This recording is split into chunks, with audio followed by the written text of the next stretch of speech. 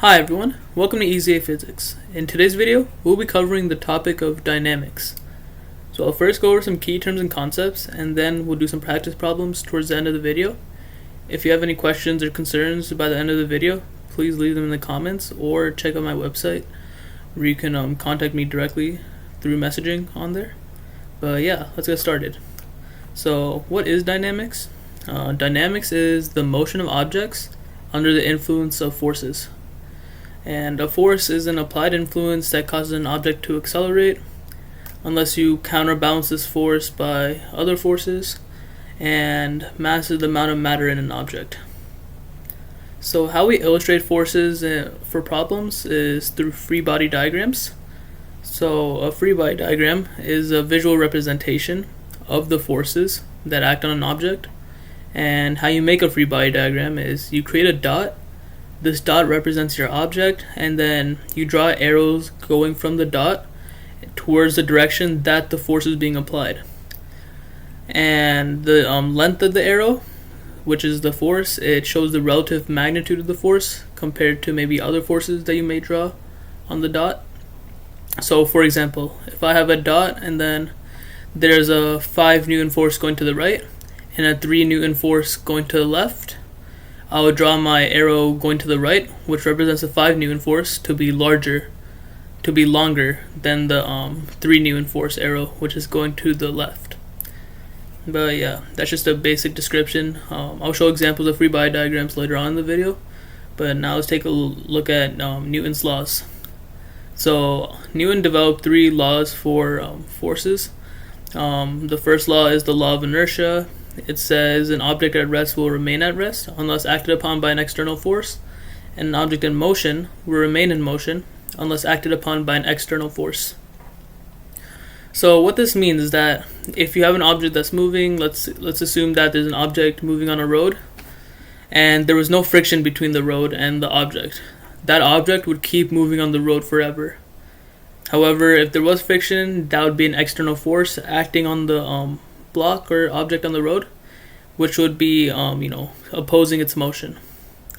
I'll show what friction is later on in the video in more depth, but now let's take a look at Newton's second law. That says net force equals mass times acceleration. That's the most basic and most important equation we'll be using to solve dynamics problems. And just a quick example of this: if you have a 5 Newton force, and keep in mind newtons is the standard unit for forces, and this force is applied horizontally on a 2 kg object, to find its acceleration, you would do the net force divided by mass, which would be 5 divided by 2 equals 2.5. Simple. So you're just using the equation like that to find acceleration. And Newton's third law says for every action, there's an equal and opposite reaction.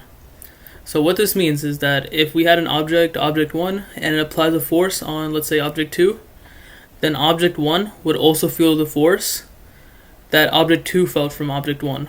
So if my hand applied a force on a block, I would also feel the force of this with the same magnitude that the block felt the force.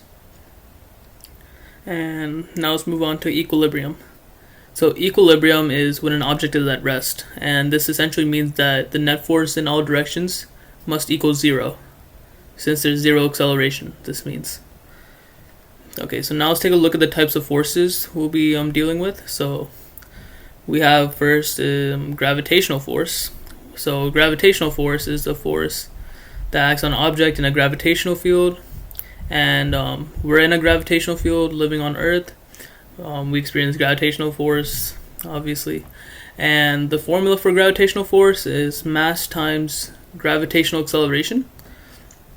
And if you don't recall from my previous video, the value for gravitational acceleration is 9.8 meters per second squared.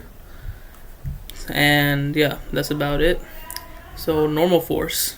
Normal force is the force applied on an object that's from like some sort of surface, and this force is perpendicular to the shape of the surface. So the most common example of this I can give is if you have a person that's standing on some sort of ground.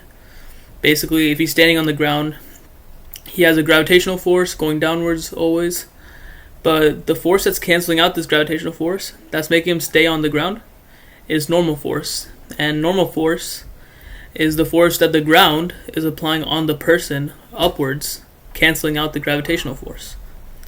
So yeah, oftentimes in the example I just gave, you'll have normal force which can be equal to gravitational force, and when this is the case, it really makes some questions like you can substitute variables in. So if you have normal force equal to mass times gravitational acceleration, if you have any questions that have normal force, you can substitute normal force for mg, since they're equal to each other. And this is like something important that comes up in lots of problems we do. So yeah, so now let's take a look at frictional force. Frictional force is the force created from the surfaces of two things, and frictional force always tries to oppose your motion. The formula for frictional force is the coefficient of friction, or mu, times normal force. And the coefficient of friction, it varies for different surfaces. It's just a constant for different surfaces. Yeah, there are two types of frictions we look at. There's kinetic friction and static friction. Kinetic friction is the friction acting on an object while in motion, and static friction is the friction acting on an object when an object is at rest. So when your object is not moving, it has a friction that varies from its friction when it moves. So static friction is always going to be greater than your kinetic friction because it takes more force to move an object from rest than to keep an object in motion when it's previously already in motion. So your static friction is greater than kinetic friction, and this also means that your coefficient of static friction is greater than your coefficient of kinetic friction. I'll show you more in depth what the difference between kinetic and static friction is towards the end when we do some practice problems. But yeah. Now let's look at tension force. So tension force is the force created from the stretch of a rope or string. And tension force creates a force of equal magnitude on the two things it connects towards the center. So what this means is, like in this example here, if I have a ball, a 2 kg ball that's hung by a rope, basically this ball's at rest. It has a gravitational force of, let's assume, 20 newtons, assuming that gravitational acceleration is 10 instead of 9.8 for this specific example. So if the ball has a force of 20 newtons, gravitational force, going downwards, the tension force must cancel it out for it to be in rest hanging like this. So there's a force Ft2, which is canceling out the gravitational force on the ball.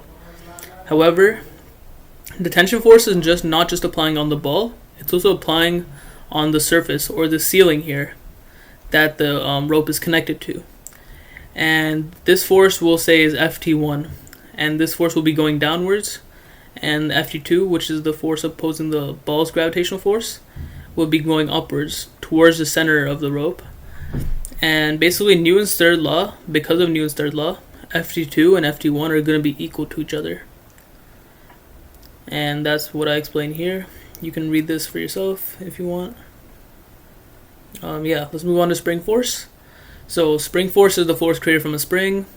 And the formula for this is negative k times delta x. Here k represents the spring constant. And this is different. It's a fundamental constant. It just varies for different springs. And delta x represents how much a spring is stretched or compressed from its initial equilibrium point, which is the point when the spring is not stretched. And a common thing that happens is that some people mistake delta x for the length of the spring, but this shouldn't be. That's not true. It's the difference in it's the displacement of how much a spring gets stretched or compressed. So, for example, if we had a spring that's 12 centimeters in length, and when you stretch it, the spring becomes 15 centimeters in length, it must have been stretched by 3 centimeters. So delta x will be 3 centimeters. And yeah, so that's what delta x is. And one other important thing to know is that spring force, the direction you stretch or compress it, spring force will act opposite to that direction. So if you pull the spring to the right, stretching it, there will be a spring force created going to the left.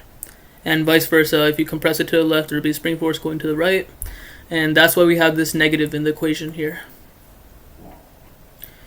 Okay, so now let's take a look at inclined planes.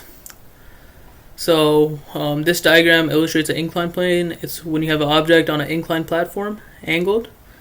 So how you solve inclined plane problems, whether you're looking for acceleration or force, is you have your gravitational force going down. It's always going to be vertically downwards. And on an inclined plane, you can break this gravitational force into its x and y components. So we refer to the x component as mg sine theta, and we refer to the y component as mg cosine theta. And basically, mg sine theta is the force that acts along the surface of the ramp or incline, and mg cosine theta is the force that acts perpendicular to the ramp or incline, and it's on the same axis as normal force, which is the force that's perpendicular to a surface. So when your object is rolling along a ramp, this would mean that your mg cosine theta, your y component, will be equal to your normal force. So this is what I say here, and yeah, that's just a basic definition of inclined planes. We'll solve problems with that later on in this video, but now let's look at pulley systems.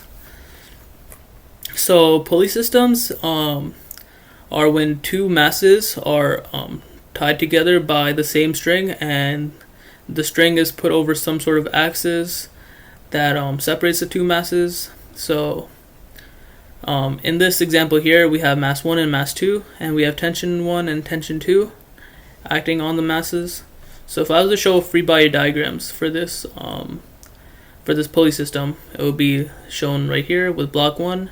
You have M1G going down, FT1 going up, MG2 going down for block 2, FT2 going up. And one thing to consider for pulley systems is the heavier mass is the one that's going to be accelerating downwards.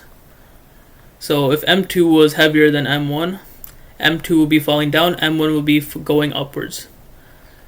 And basically, to find acceleration of a pulley system, the equation is the net external force equals the total mass times acceleration. So net external force is the force that's applying to the system, not just the forces that are connecting the system. So net external force will be the gravitational forces of these two, and net force is the sum or difference of the forces depending on the direction they're acting. So on a pulley system, M1 and M2 go in opposite direction. Their gravitational force acts in opposite directions, so their net forces will be subtracting. So the net force will be M2 minus M1 or M1 minus M2, depending which is greater, and then that equals the total mass, so M1 plus M2, times the acceleration. And the way we derive this formula is, I can show it here. So the way we derive this formula is that we have the net force equation. So for block 1 it will be FT1, the tension force, minus mg1 equals m1a. And then we solve for tension. Same thing with block 2, net force equation. We solve for tension. And then because of Newton's third law, like I showed in the previous example with tension, FT1 and FT2 are going to be equal to each other in magnitude. So because of this, we can substitute the expressions on the right side for tension. So then we get this expression right here, negative m2a plus m2g equals m1a plus m1g, and then after further simplifying this, you get the net force equation here, which is the difference in their gravitational forces, and this equals the total mass times the acceleration. So yeah, that's basically the most fundamental equation you should know for pulley systems. And also one more thing to keep in mind is that when you have systems connected by some sort of tension force, they're going to have the same acceleration. M1 and M2 will have the same acceleration. But yeah, now let's move on to connected systems. So a connected system is when two or more objects are connected by something such as tension or friction, keeping the blocks collided together as a single system. And like I said previously, things that are connected in a single system will have the same acceleration. So in this example here, if we look at it, we have two internal forces. Internal forces are the forces that keep a system connected together. They don't apply any net external force to the system. So the internal forces in this example would be the rope between M and the rope between 2M and M, because they're connecting these two blocks together. And the external force will be F, which would be acting on the system. This F is not connecting any two blocks or anything together, it's applying on the system. So how we would find the acceleration is that we would use like we would use the same concept for pulley systems, which would be the total net external force equals the total mass times acceleration. So if you want to find the acceleration of these blocks, it would be F equals 2m plus m, all that times a. So your acceleration would be F divided by 4m if we were to express it as variables. But yeah, basically everything connected in a system, despite the mass difference, will have the same acceleration. And that's what I show here.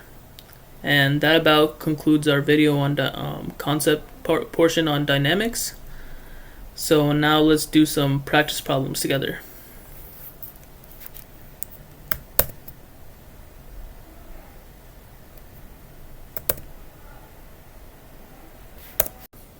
So our first question says, a block of mass 5m and 2m are moving towards each other. They eventually collide. If the force that acted on the 2m block during the collision was F, what was the force acted on the 5m block? And the second question says, which block experienced the greater acceleration during the collision? Okay, so you have these two blocks and eventually they come into contact and they collide. So they collide something like this.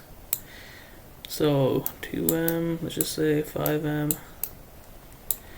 And essentially, if the force that the 2m block felt was F, then according to Newton's third law, which is equal and opposite, the force that the 5m block felt also has to be F.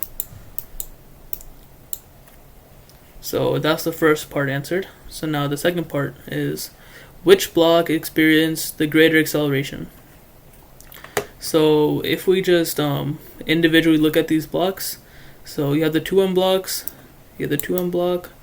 and experience the force of F, right? You have your 5m block, and experience the force of F.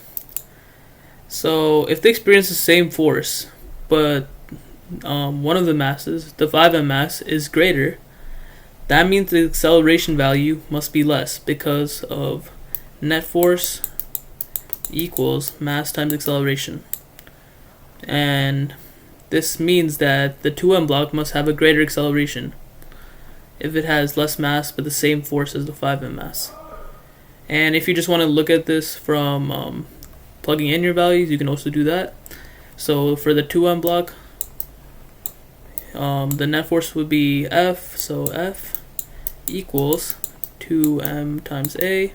If you solve for acceleration, you would have a equals F over 2m.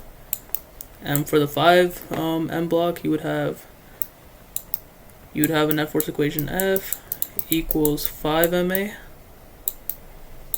And if you solve for its acceleration, you would have a equals F by 5m.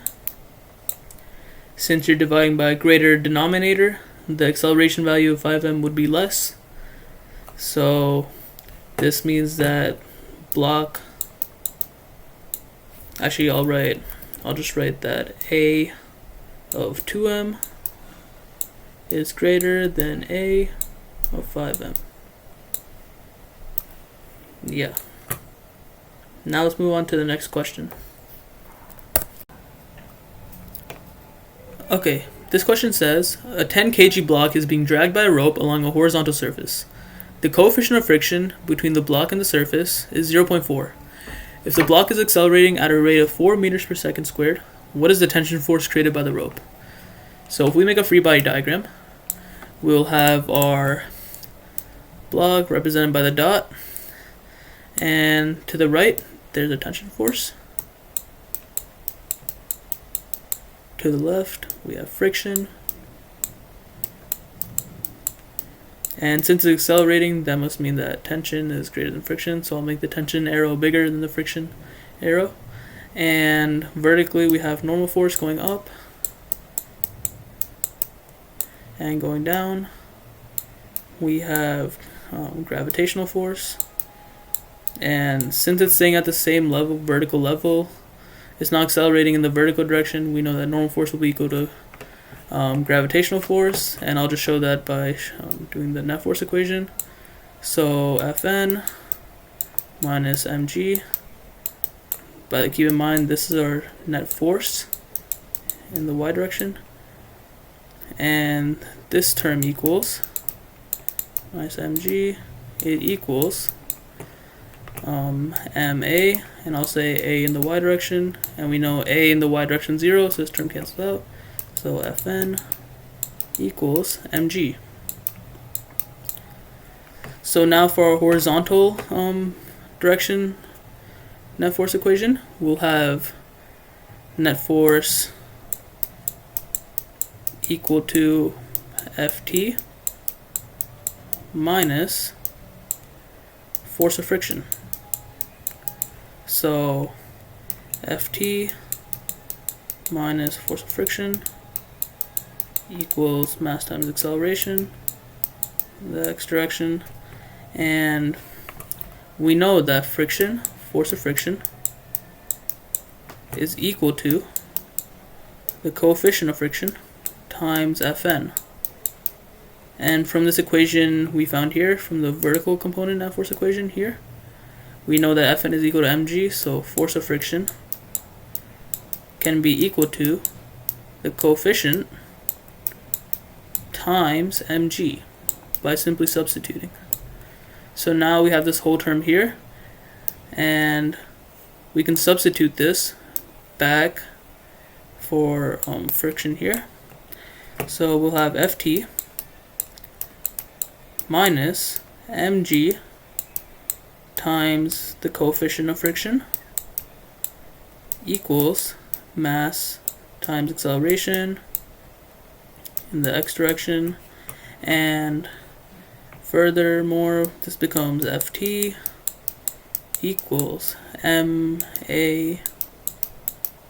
plus mg times the coefficient. And if you want, you could factor out these m's, but I'm simply just going to plug in our values from here. So now we get Ft equals the mass, which is 10, times the acceleration, which is 4, plus the mass, which is 10, times gravitational acceleration, which is 9.8, and then times the coefficient, which is 0.4. So now keep in mind that I use positive 9.8 because in our net force equation here, with Fn minus mg, I already accounted for the negative direction of gravitational acceleration by putting a negative symbol here. I already accounted for the negative direction that opposes the normal force with this negative symbol. So that's why I won't use the negative symbol for g again when plugging in. But after you plug this into your calculator, you should get 40 plus 98 times 4. So 40 plus 98 times 0.4. And just further plugging into your calculator, you should get a value of 79.2. So Ft equals this, and then Ft equals 79.2 newtons. So yeah, that's our answer for this question. Now let's move on to the next one. Okay, this question shows a pulley question, and it says the block of mass 4m and a block of mass m are connected together by a massless string over a pulley system. Determine the acceleration of the system and the tension force that acts on each of the blocks. Assume that friction between the string and the axis are negligible. So in order to find the acceleration of the system, we can just use that equation that we derived earlier, and that was just the force external, I'll say x here for external, equals the mass total times the acceleration. So if we look at our pulley here, we have two external forces being acted upon. So we have the 4mg going down here, and the mg. And keep in mind that the tension force in this system will be considered an internal force, and that's because this tension is connecting the system together. So it's not actually applying an external force, it's just connecting a system. But we can also look at systems individually. So we could also look at systems composing of just a 4m block and a system just composing of the m block. And if we were to look at this, then this tension would be considered an external force acting on each of the blocks. So you're looking at the systems individually. You could just imagine, boxing off a single block and just looking at that. You would see that the tension will be external since it's not connecting anything else when it's just considering the M system. But yeah, we'll be using that concept later when we solve for the tension.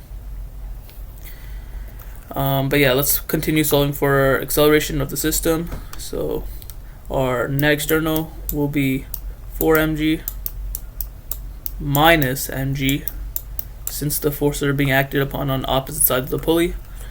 And this just equals the m total, which is 4m plus m, and then times acceleration. I'll just make this 4 a little neater.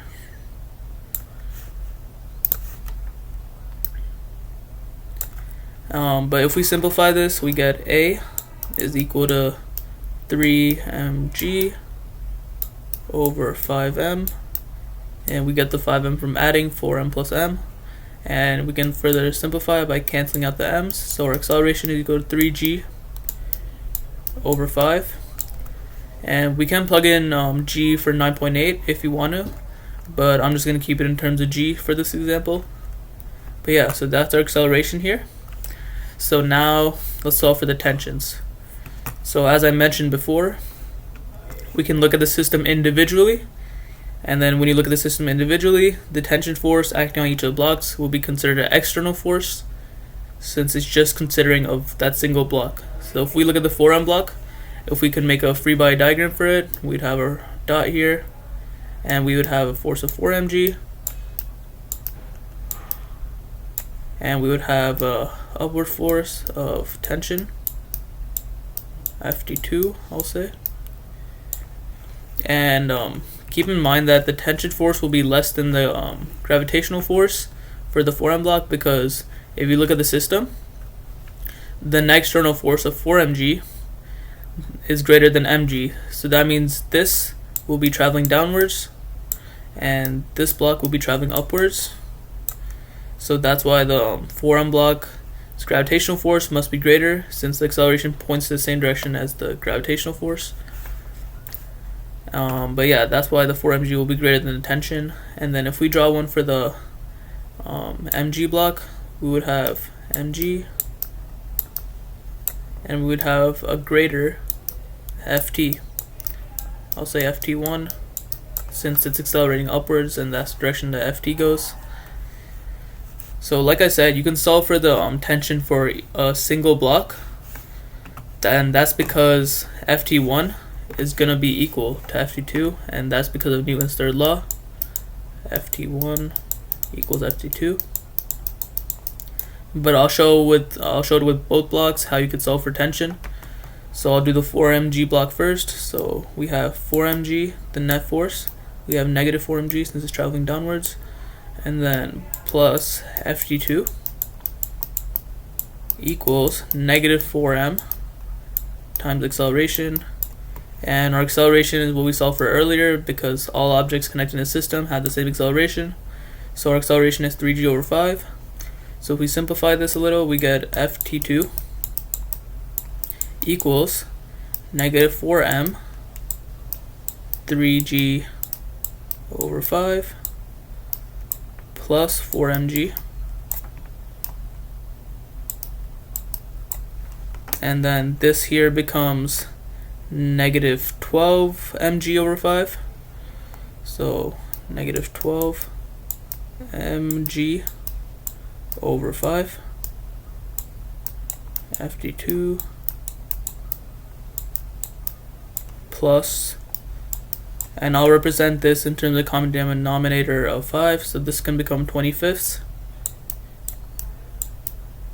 mg. And if we simplify this, we get it is equal to 8/5 mg. So that's the tension on FT2, and that also means that the tension on FT1 would have to be 8/5 mg, since FT2 is equal to FT1. But yeah, that was how you solved it with the 4 mg block, and now I'll show it how you solve with the mg block. So if I remove all this work here, and then I'll erase all this, I'll write FT2 here since we solved for it, and then I'll simply move this to away. I'll move it right here. But now let's solve it with the mg block. So if we look at direction, we have negative mg and then plus ft1, and that equals a positive ma, since the m block is traveling upwards. And if we substitute our acceleration, 3g over 5, and simplify this a little, we get ft1 equals 3 mg over 5, which is just plugging in 3g over 5 here.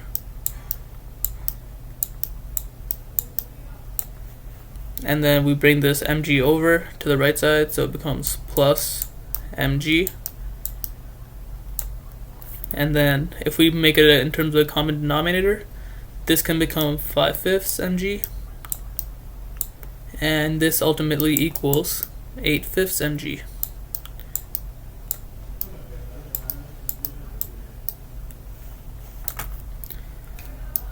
So yeah, that proves that ft1 will be equal to ft2. And yeah, you can take any single system and solve for its tension. But yeah, that's how you would approach a pulley question. Now let's move on to our next question. This question says, a 5 kg block is rolling down an incline plane angled at 32 degrees.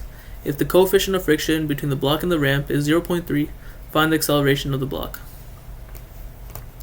So how we can find the acceleration on an incline plane is by breaking the mg force, which acts on the object as such, into its x and y components. And just for reference, we refer to the length across the incline as the x-axis, and the direction that's perpendicular to the axis. So I'll put a right angle there symbol to signify perpendicular as the y-axis. But yeah, as I was saying, we can break mg into these x and y components.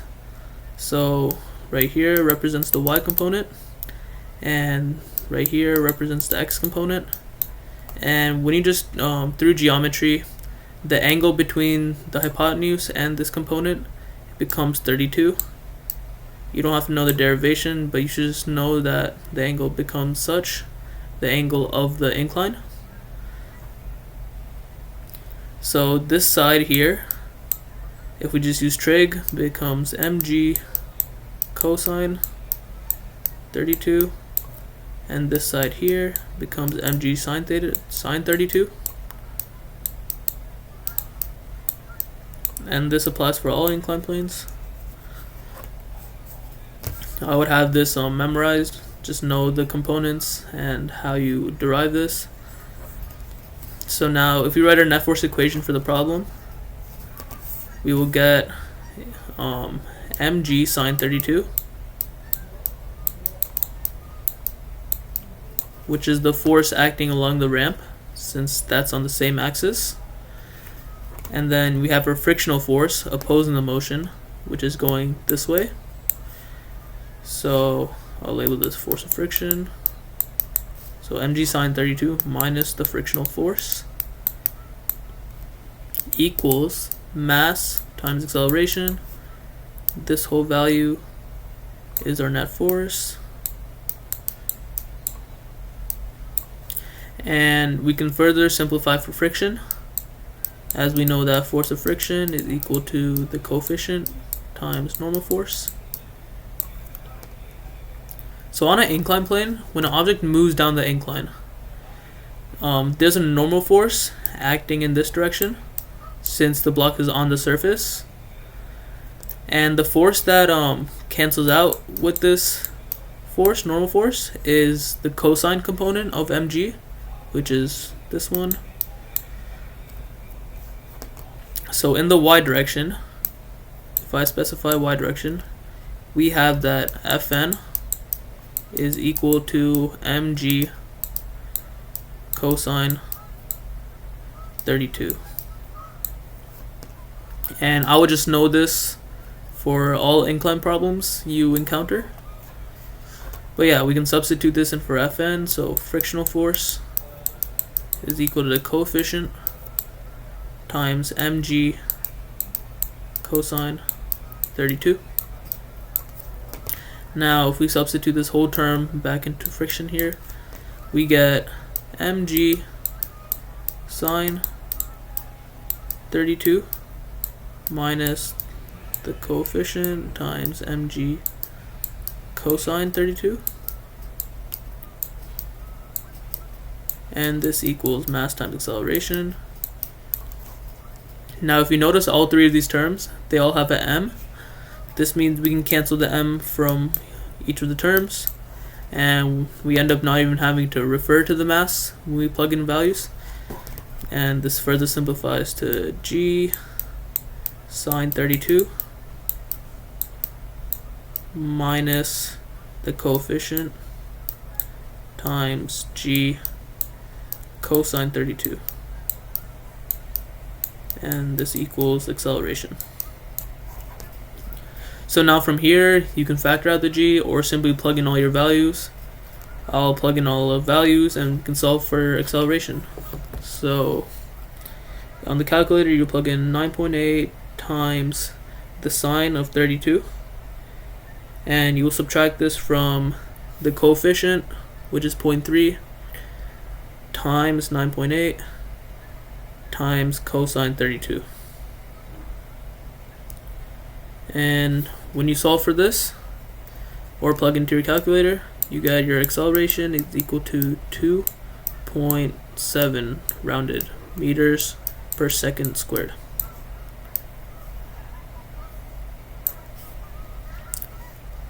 So yeah, that's our answer, and now let's move on to the next problem. So this is going to be our last question of the video, and it says a block of mass 5 kg hangs from two ropes at different angles as shown in the figure. Find the tension from the ropes. So I'll label this rope Ft1, and I'll label the force on this rope Ft2. So if we look at our diagram here, we're given the angles, and we know that this block is in equilibrium since it's hanging. That means that the forces in the x direction, the net force will equal 0, and the net forces in the y direction will equal 0.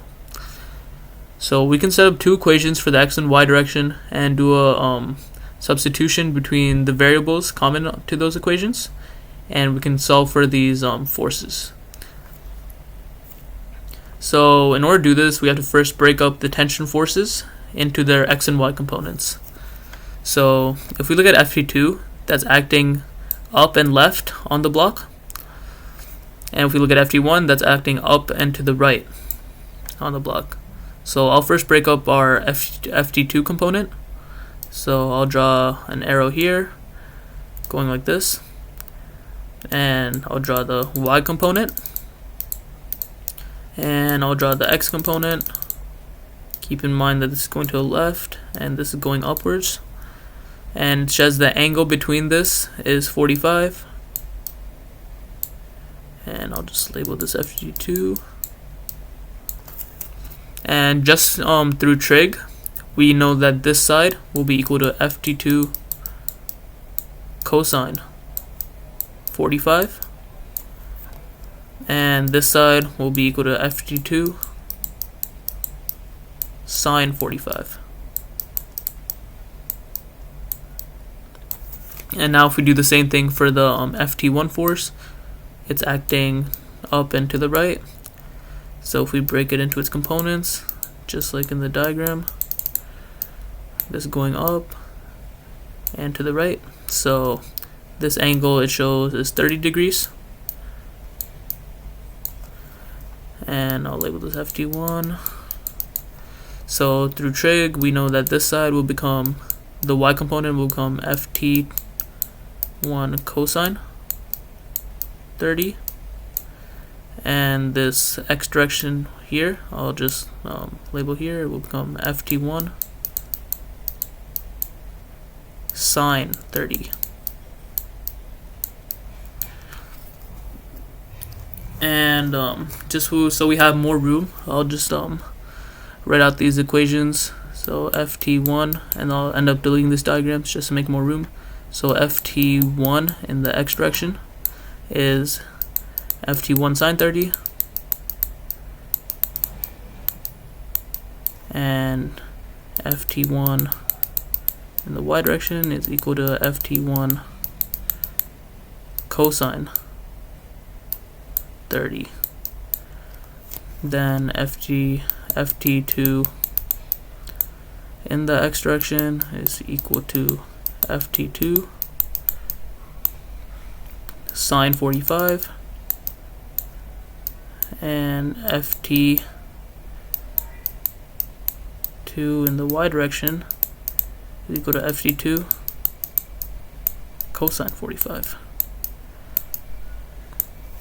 So I'll just write these values out so that I'll have more room to delete these diagrams.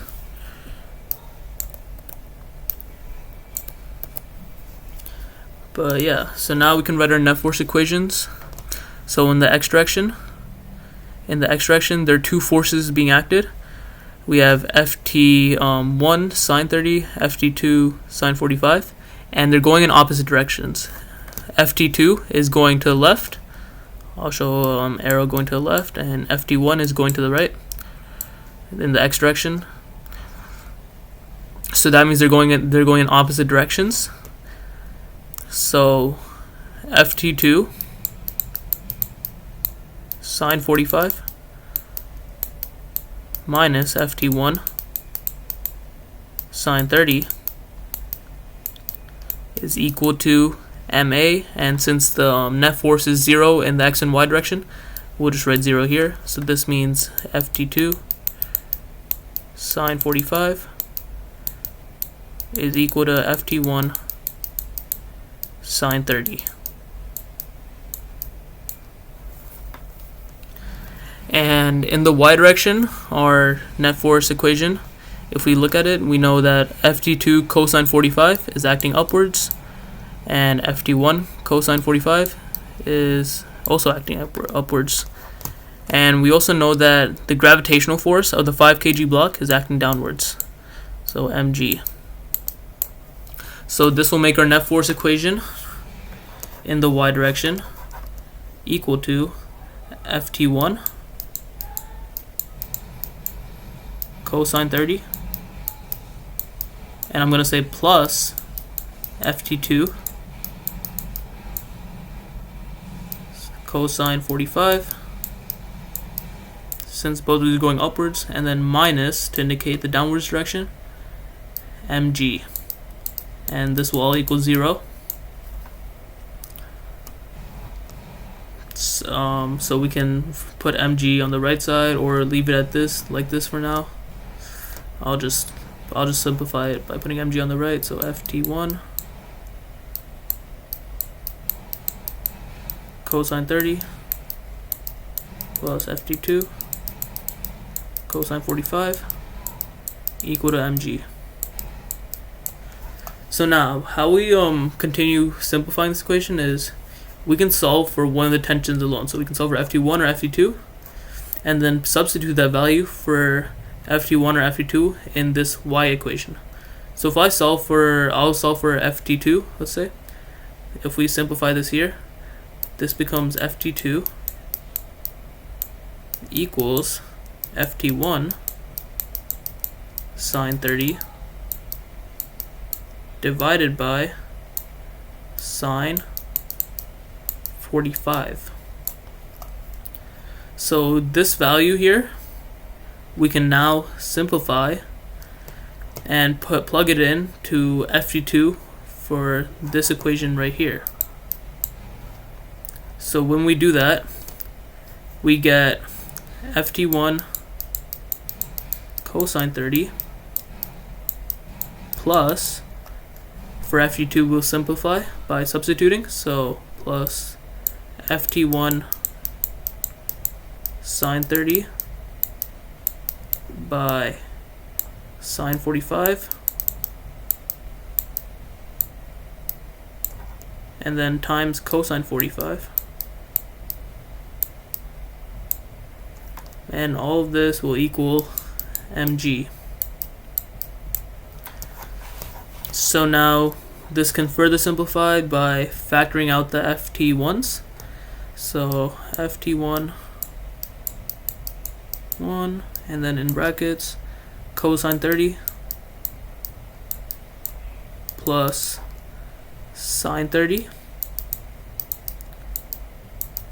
cosine 45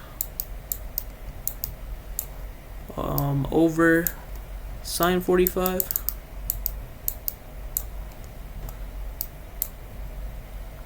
is equal to mg. So I'm going to clear up some room quickly here. Okay, so I made a little more room, and if we simply continue from this step here, in order to solve for ft1, we will do ft1 equals mg divided by that whole term on the left, which is cosine 30 plus sine 30 cosine 45, and this term over sine 45.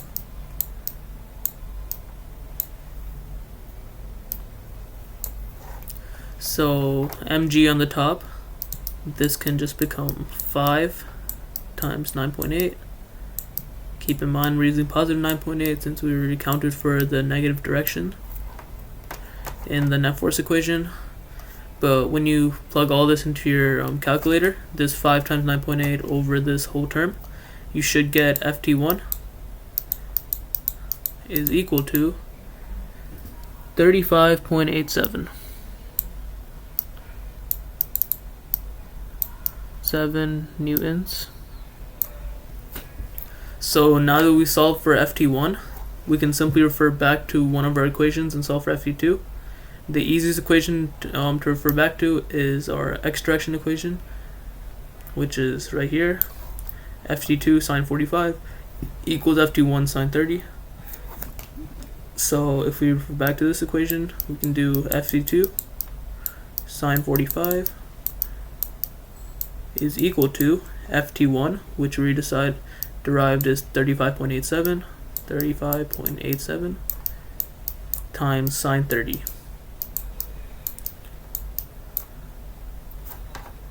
And ft2